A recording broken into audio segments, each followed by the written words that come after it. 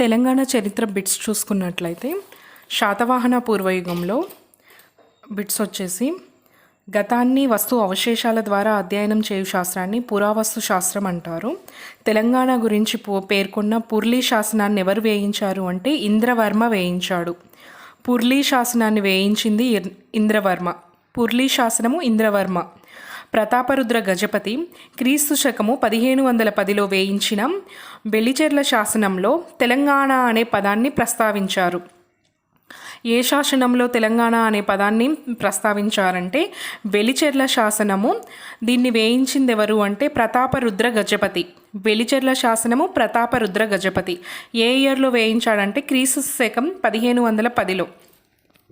Next ఇందులో second bit వచ్చేసి బెలిచెర్ల శాసనాన్ని వేయించింది ఎవరు? ప్రతాపరుద్ర గజపతి. బెలిచెర్ల శాసనము ప్రతాపరుద్ర గజపతి. చిన్నకంచి శాసనము శ్రీకృష్ణదేవరాయలు. చిన్నకంచి శాసనం శ్రీకృష్ణదేవరాయలు. పుర్లీ శాసనము ఇంద్రవర్మ. పుర్లీ శాసనం ఇంద్రవర్మ. నానాఘట్ శాసనము నాగానిక. నానాఘట్ శాసనాన్ని వేయించింది ఎవరు అంటే నాగానిక. హైదరాబాద్ రాష్ట్రం పురావస్తు శాఖను ఎప్పుడు ఏర్పాటు చేశారు? హైదరాబాదు రాష్ట్ర పురావస్తు శాఖను 1914లో ఏర్పాటు చేశారు.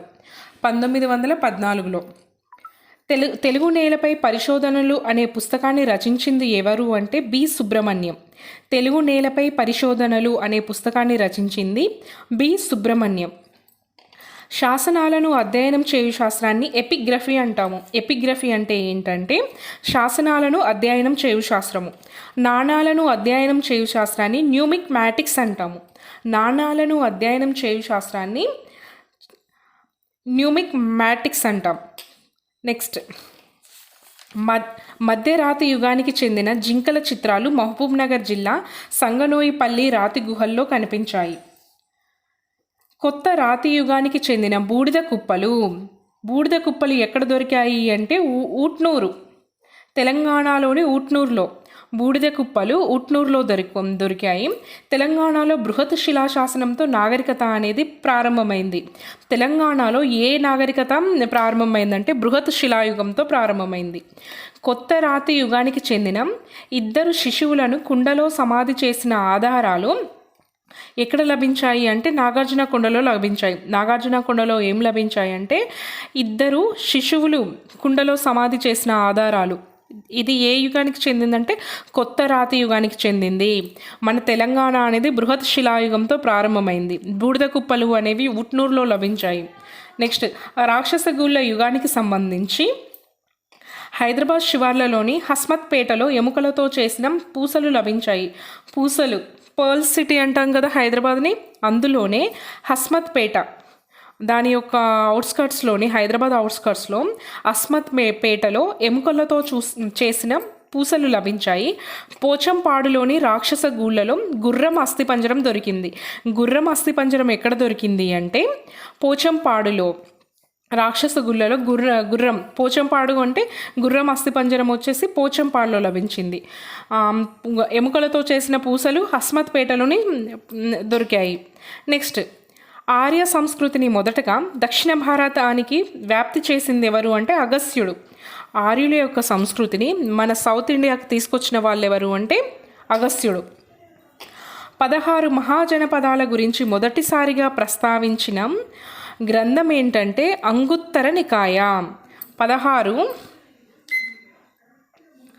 16 మహాజనపదాల గురించి మొదటిసారిగా ప్రస్తావించిన గ్రంథం వచ్చేసి అంగుత్తర నికాయ. క్రీస్తు పూర్వము 6వ శతాబ్దంలో వెలసిన 16 మహాజనపదాల్లో దక్షిణ భారతదేశంలోని ఏకైక మహాజనపదం ఏంటంటే అస్మాక. ఇది ఎక్కడుందంటే నిజామాబాద్లో ఉంది. నెక్స్ట్ నల్గొండ జిల్లా నార్కట్పల్లి వద్ద త్రవ్వకాలు జరిపి వేల సంఖ్యలో రాక్షసగూళ్ళ కాలం నాటి సమాధులు కనుగొన్న పురాతత్వ శాస్త్రవేత్త ఎవరు అంటే మేడోస్ టేలర్. ఎవరు నల్గొండలో తవ్వకాలు జరిపి సమాధులు కనుగొన్న సైంటిస్ట్ ఎవరంటే మేడోస్ టేలర్. నెక్స్ట్ వచ్చేసి శాతవాహనులు. ఫస్ట్ మనం ఏం తెలుసుకున్నాము బిట్స్? శాతవాహనుల పూర్వయుగం నాటి బిట్స్ తెలుసుకున్నాము. ఇప్పుడు శాతవాహనులను చూసుకున్నట్లయితే శాతవాహనులను పురాణాలు ఏమని పేర్కొన్నాయంటే ఆంధ్రభృత్యులు. శాతవాహనులను ఏమన్నారు అంటే ఆంధ్రభృత్యులు అన్నారు. నెక్స్ట్ శాతవాహనులను ఆర్యులు అన్నది ఎవరు అంటే బిఎస్ఎల్ హనుమంతరావు. శాతవాహనులను ఆర్యులు అన్నది ఎవరు అంటే ఇక్కడ ఒక టిప్ చెప్పాలంటే ఆర్యులు అంటే ఎవరు, రాముడు ఆర్యులు ఆర్య సంతతే కదా.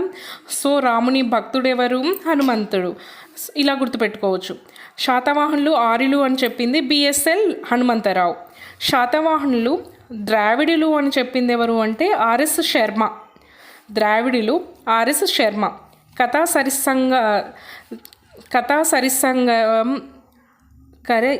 సరిసాగరం రాసింది ఎవరు అంటే సోమదేవ సూరి.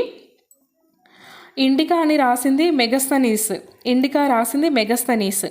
శాతవాహనుల యొక్క అధికార భాష ఏంటంటే ప్రాకృతం. వాళ్ళ లాంగ్వేజ్ ఏంటంటే official language of Satavahanas is Prakrit. శాతవాహనుల జన్మస్థలాలను గురించి ఈ కర్ణాటక వాదంని వినిపించింది ఎవరు అంటే బిఎస్ సుక్తాంకర్.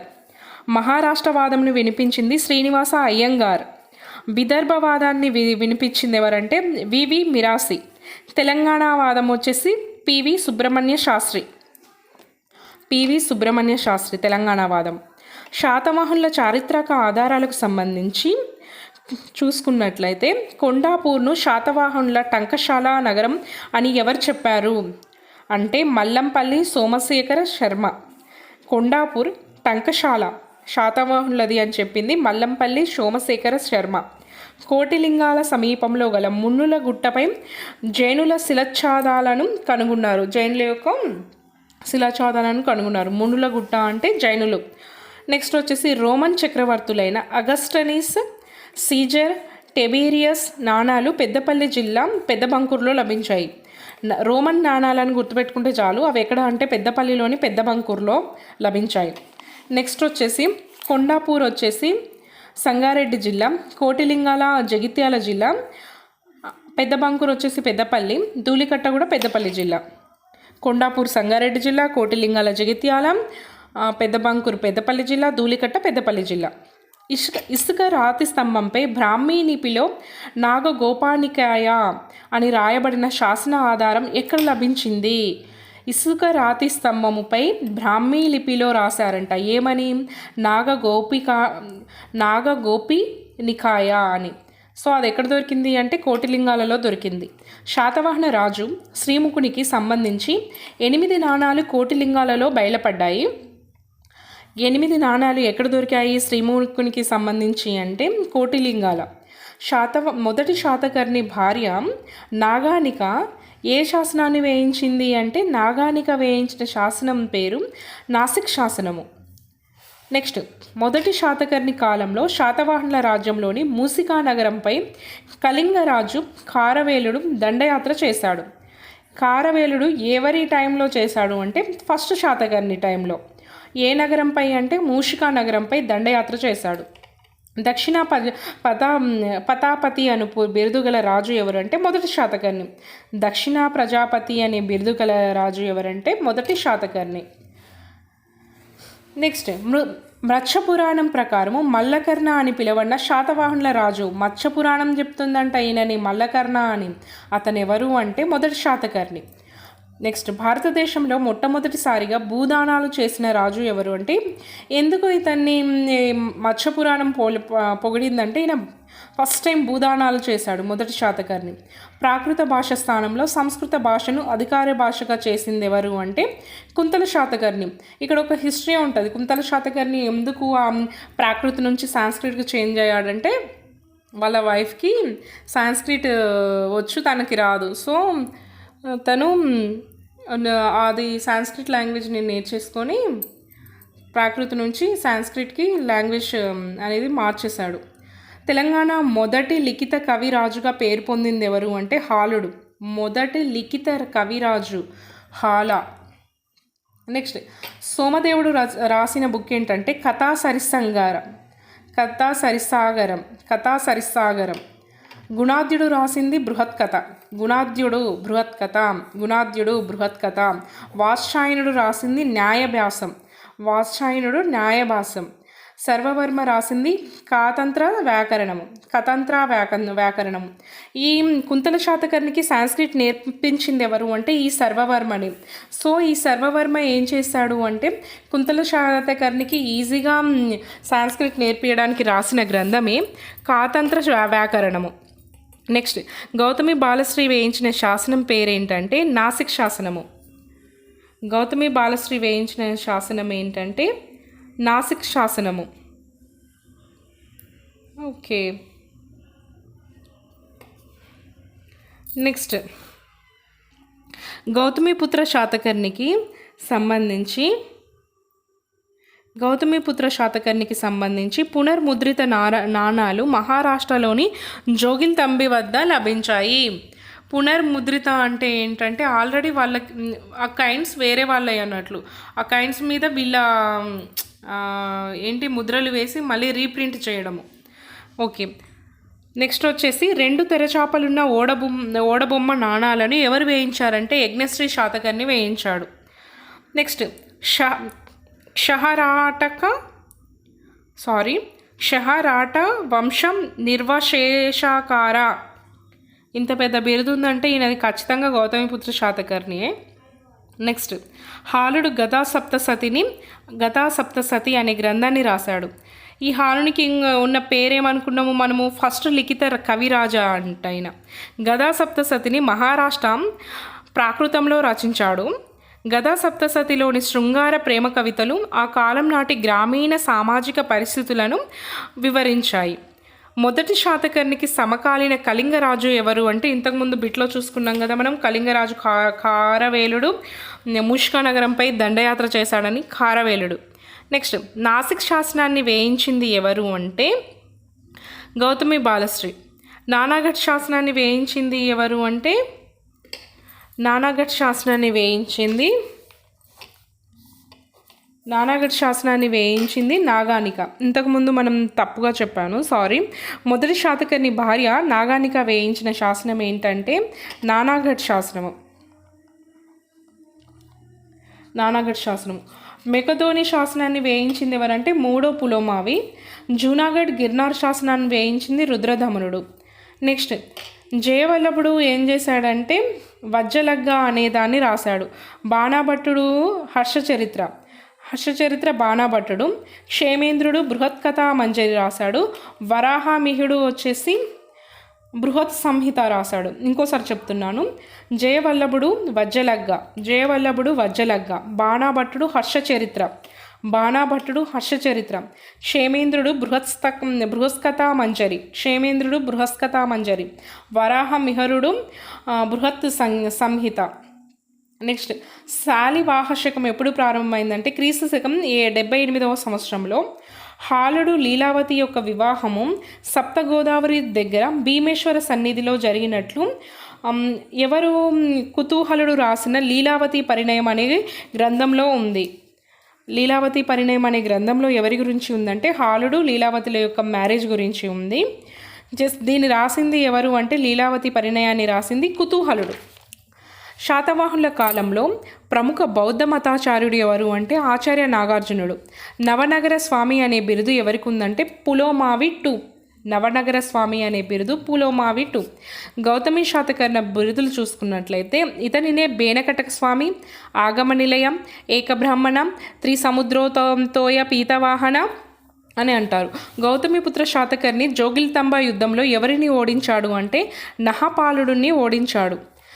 జోగిల్తంబి యుద్ధంలో ఎవరిని ఓడించాడు అంటే నహపాలుడు. ఈ నహపాలుడిని ఓడించి ఆయన దగ్గరున్న నాణాలను రీప్రింట్ చేశాడు.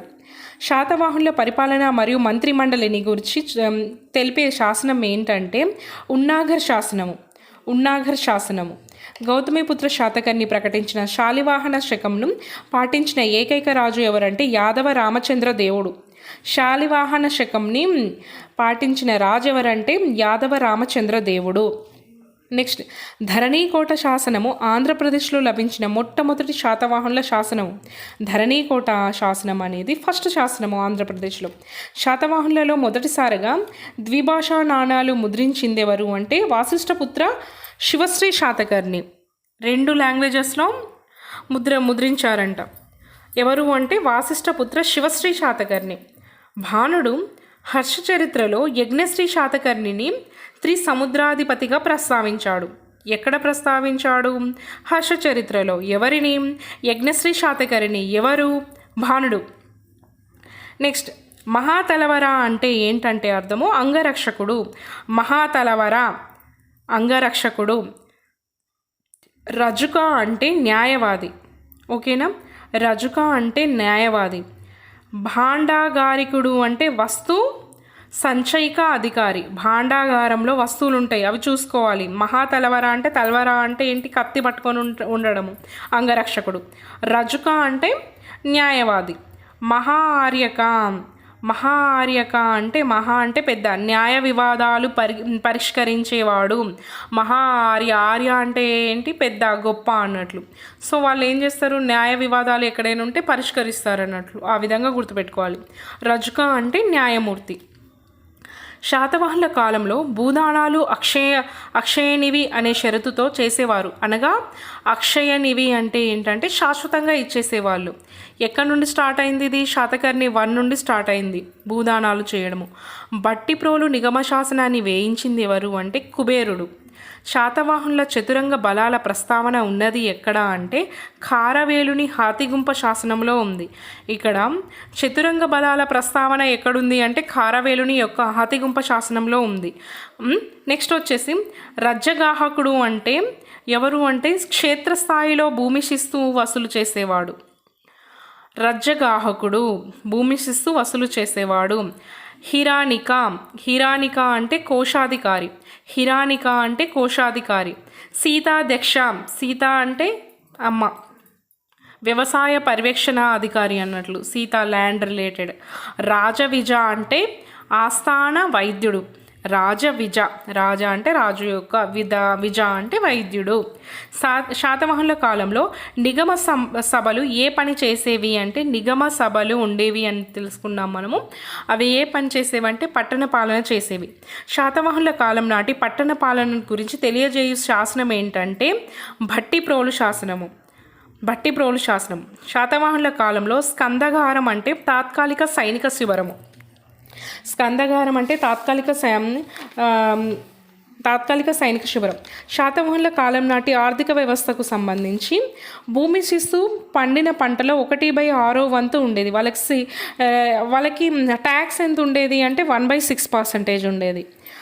వస్తువును ధనధాన్య రూపంలో వసూలు చేసేవారు. నీటిని తోడే పరికరాన్ని రిహత్త గడియ అని పిలిచేవాళ్ళు. శాతవాహనుల కాలంలో ఉపాదన అంటే ఏంటంటే బావి. హాలికులు అంటే ఎవరు అంటే చిన్న సన్నకారు రైతులు. హలికులు చిన్న సన్నకారు రైతులు. వశిష్ఠపుత్ర పులోమావి కాలంలో పత్తి నుండి విత్తనాలను దూదిని తయారు చేసే గిరక యంత్రాన్ని ఎవరు కనుగొన్నారు అంటే రక్కసి లోటాయ్. గిరక యంత్రాన్ని కనుగొన్నది ఎవరు అంటే రక్కసి లోటాయ్. శాతవాహనుల కాలంలో బ్యాంకు డిపాజిట్లు అప్పులపై సాధారణంగా ఎంత శాతం వడ్డీ ఉండేది? వాళ్ళు ట్యాక్స్ విధించేది 1/6% అయితే వీళ్ళు ఇంట్రెస్ట్ ఎంత అంటే 12% ఉండేదంట. 12%. శాతవాహనుల కాలంలో వర్తక సంఘాలను ఏమని పిలిచేవాళ్ళు అంటే శ్రేణులు అనేవాళ్ళు. శాతవాహనుల రాజ్యంలో ప్యూజ్ అనే ఉక్కు తయారయ్యేది. కోటిలింగాలలో స్వర్ణకారుల కొలిమి బయటపడింది. నెక్స్ట్ వచ్చేసి అవేసీనులు వచ్చేసి చేతి వృత్తుల వాళ్ళు. తప్లిస్తికులు వచ్చేసి ఆయిల్ తీసేవాళ్ళు అన్నట్లు. వదుకులు అంటే వడ్రంగులు ఇది చాలా ఇంపార్టెంట్. వడ్రంగులు. నేత పని చేసేవాడిని కొలిక శ్రేణి అనేవాళ్ళు.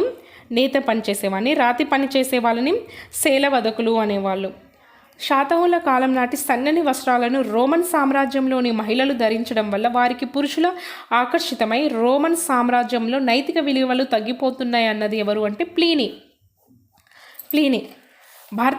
శాతవాహనుల కాలం నాటి విదేశీ వ్యాపారం ప్రముఖ రేవు పట్టణాల గురించి తెలియజేయు ది గైడ్ టు జాగ్రఫీ గ్రంథాన్ని ఎవరు రాశారు అంటే టాలమీ రాశాడు. The Guide to Geography, Ptolemy. శాతవాహనుల కాలంలో వర్తక సంఘాలు పంచ్ మార్కుడు కాయిన్స్ని ముద్రించాయి. ఏ కాయిన్స్ని ముద్రించాయి అంటే పంచ్ మార్కుడు కాయిన్స్ని. నెక్స్ట్ మచిలీపట్నంలో వచ్చేసి ఇది మస్లిన్ ఆర్ రవ్వ సెల్లలు అంటాం. కోన సముద్రంలో ఏం చేసేవాళ్ళంటే మంచి నాణ్యత గల ఇనుము లభించేది. గూడూరు ప్రాంతం వచ్చేసి సన్న బట్టలకు ప్రసిద్ధి. పల్నాడు వచ్చేసి వజ్ర పరిశ్రమ, పల్నాడు డైమండ్స్.